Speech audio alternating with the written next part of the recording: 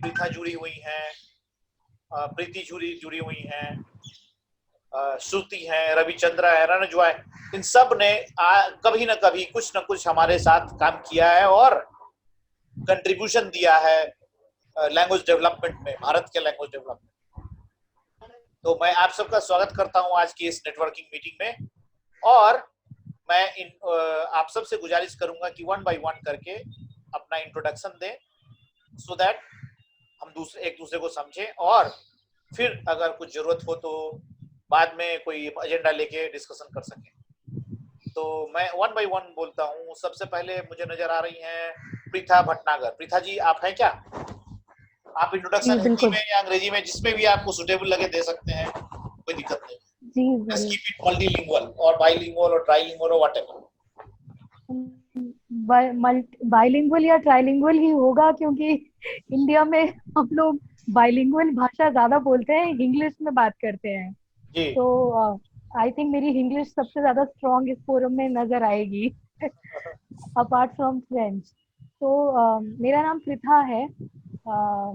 मैं French translator interpreter हूँ और रिसेंटली वॉइस ओवर भी करने लगी हूँ।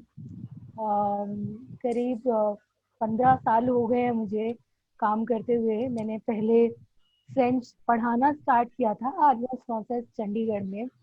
कुछ साल वहाँ काम करने के बाद मुझे लगा कि ट्रांसलेशन बहुत इंटरेस्टिंग चीज़ होती है और मैंने सोचा कि पढ़ाई थोड़ी आगे बढ़ानी चाहिए। जेएनयू में गई, वहाँ पर मास्टर्स किया मैंने फ्रेंच में, ट्रांसलेशन और इंटरप्रिटेशन में। फिर साथ साथ में, जैसा कि आप लोग काफ़ी सारे लोग जानते होंगे, ऑल इंडिया रेडियो में फॉरेन लैंग्वेजेस की सर्विसेज ब्रॉडकास्ट होती हैं।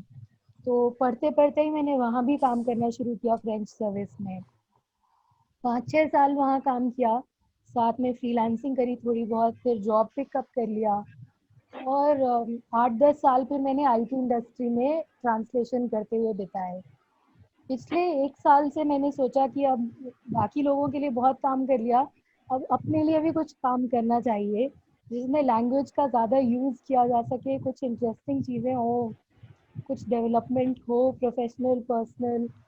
तो इसलिए मैंने पिछले साल जुलाई में फ्रीलांसिंग स्टार्ट कर दी थी।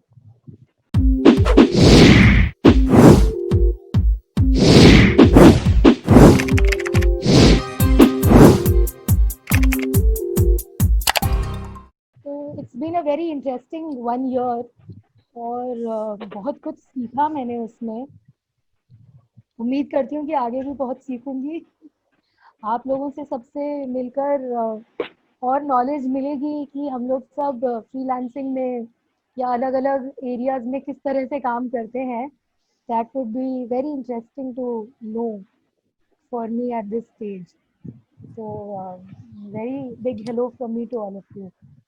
बहुत अच्छा प्रीथा जी, आपका जो बोल रही थी आप, वो वॉइस ओवर वाला काम, डबिंग वाला, जी, इसका कुछ कोर्स वगैरह किया आपने? मुझे लगता है कहीं मैंने आपका जी नोटिस बिल्कुल किया।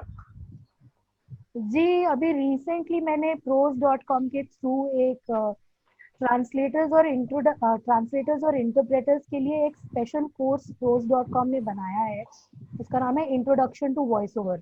वो जो उनके हेड ऑफ ट्रेनिंग हैं पॉल इरविन, वो ये कोर्स पढ़ाते हैं क्योंकि वो खुद भी वॉइस ओवर आर्टिस्ट हैं। तो उनके अंडर मैंने ये कोर्स किया था and for the very first time in my life I scored 100 out of 100 in the program, which made me very happy.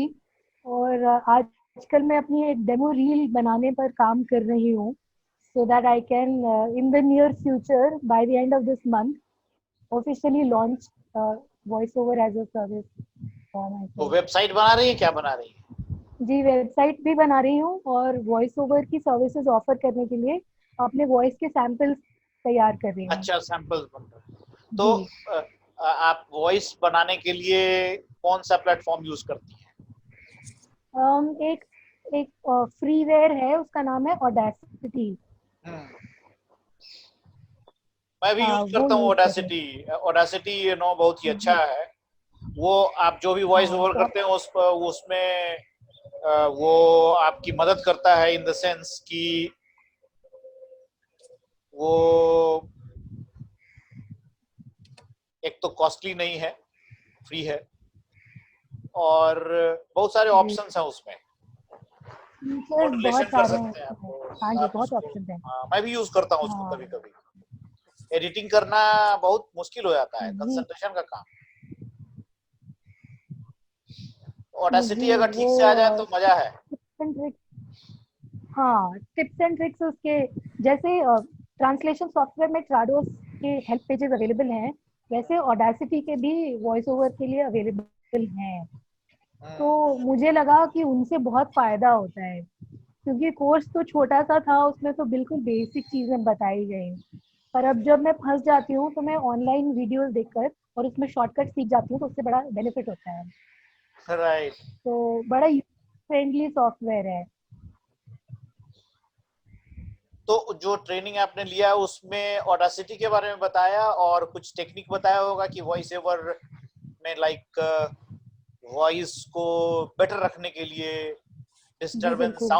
Sound proof कैसे बनाती हैं आप घर में बैठ तो साउंड प्रूफिंग के लिए काफी सारी उन्होंने टेक्निक्स बताई थी। एक तो ये है कि लेयर्स होनी चाहिए रूम में। बिल्कुल अगर प्लेन फर्नीचर होगा तो साउंड बहुत ज्यादा वाइब्रेट करेगा और नॉइज लेवल्स बहुत गड़बड़ हो जाएंगे। तो लेयरिंग करनी पड़ती है, जैसे कारपेट्स हो गए या ब्लैंकेट्स हो गए, रग्स हो गए। और अगर बहुत ही ज़्यादा अकूस्टिक्स का इशू है तो फिर उसमें साउंड प्रूफिंग के वो पैनल्स भी आते हैं, वो भी हाँ, लगाए राइट जा राइट सकते राइट, मैंने देखा कहीं पे। अब जैसे ही आप हैं। पीछे देख रहे हैं जी बैकग्राउंड में, तो अब जी। ये जो है, अगर किताबें हैं तब तो ठीक है, वो साउंड को हाँ रिफ्लेक्ट होने से रोक देंगी। लेकिन अगर बिल्कुल। प्लेन टेबल होगा तो दीवार दीवार भी अच्छा होता है, बट लक्कर सिर्फ होगा तो फिर वो जी साउंड जो है वो ज्यादा ऑब्जर्व नहीं होगा, वापिस आता है। एको करेगा। हाँ, बिल्कुल सही कह रहे हैं आप। तो उससे जी अच्छा है। बहुत जगह मैंने देखा, एक बार मुझे याद आ रहा है कि हमारे कोई अपने बहुत क्लोज हैं, उन्होंने एक सिनेमा हॉल बनाया था। तो जब सिनेमा हॉल बन रहा था उनका, तो साउंड प्रूफिंग करने के लिए एक बहुत अच्छा टेक्निक लगाया था उन लोगों ने, अच्छा, वो क्या लो था? बजट में। तो जी आपको शायद पता हो, वो ना जूट का बोरी होता है। जी बिल्कुल बिल्कुल। तो जूट की बोरी का उन लोगों ने पूरा एक पहले दीवार में वो ढेर लक्कड़ लगा लगाए। के उसका फ्रेम बनाया, फ्रेम बना के उसके ऊपर फिर से डेकोरेशन किया, मजबूत किया, और हम्म, मतलब सो दैट कि वो ड्यूरेबल हो, तब जाके वो हम्म, बहुत ही अच्छा बन गया फिर। और वो जी 20 साल हो गया अभी तक, जैसे जैसा बनाया था अभी तक वैसा ही है।